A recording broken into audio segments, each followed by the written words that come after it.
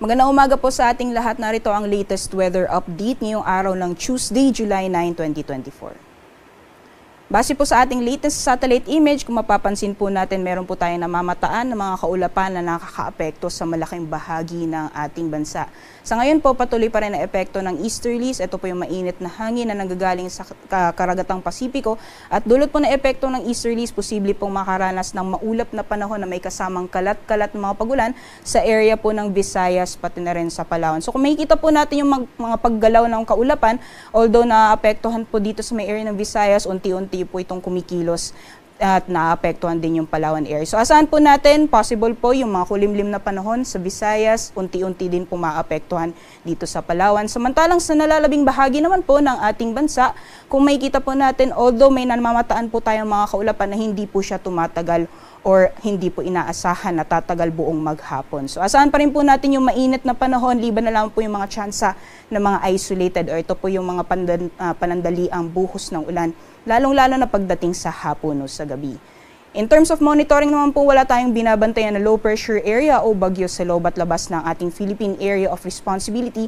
Kaya asahan po natin sa mga susunod na araw, unti-unti po nating mararamdaman ulit yung epekto nitong southwest monsoon. Pero sa ngayon po, most likely maapektuhan lamang po yung areas ng Palawan pati na rin sa may western portion ng Mindanao. So dyan po sa Palawan, asahan po natin for the next few days, magiging maulan pa rin po yung panahon pati na rin sa may area ng Zamboanga Peninsula bago po matapos yung linggo or hanggang sa darating na weekend or possible this coming weekend, posible din po maapektuhan dito sa may western section ng Visayas.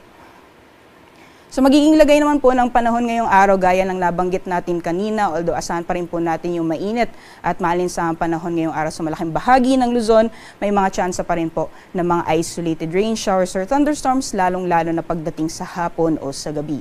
Sa agwat naman po ng temperatura, inaasahan natin ngayong araw para sa Lawag maglalaw na 24 hanggang 33 degrees Celsius, 18 to 24 naman para sa Baguio City. Agwat ng temperatura para sa Tugigaraw maglalaw mula 25 hanggang 34 degrees Celsius, 25 to 32 naman para sa Legazpi City.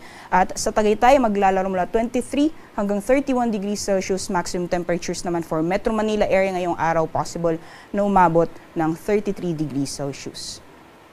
Sa nalalabing bahagi naman po ng ating bansa, gaya na nabanggit natin kanina, dulot na epekto ng easterlies, yung mga kaulapan na dinadala nitong hangin na nanggagaling sa karagatang Pasipiko, posible pong makaranas ng mga maulan na panahon sa malaking bahagi ng Visayas pati na rin sa Palawan. Samantalang patuloy pa rin po yung mainit na panahon sa malaking bahagi ng Mindanao, although possible po yung severe thunderstorms lalong-lalo na dito sa may area ng Basilan, Sulu at Tawi-Tawi. So ingat po tayo sa ating mga kababayan dyan.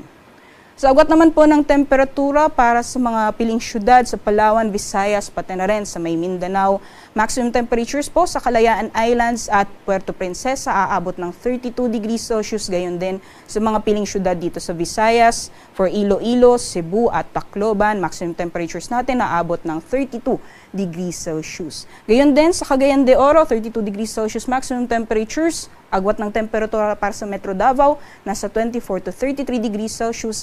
At dito naman sa Zamboanga ay maglalaro mula 25 hanggang 34 degrees Celsius. Sa kalagayan po ng ating karagatan, wala pa rin tayong gale warning sa ngayon, kaya malaya pa rin makakapalaot yung ating mga kababayan, lalong-lalo na yung may mga maliit na sakyang pandagat. Iba yung pag-iingat lamang po sa mga offshore thunderstorms. Ito po yung mga thunderstorms na nangyayari sa karagatan. Ngayong umaga, si Haring Araw ay sisikat ng 5:33 a.m. at lulubog mamayang 6:30 p.m. Para sa karagdagang impormasyon, bisitahin lang po ang aming social media accounts at ang aming website pag-asa.dust.gov.ph. Yan lamang po latest mula dito sa Pag-asa Weather Forecasting Center. Ako po si Rhea Torres. Magandang umaga po sa ating lahat.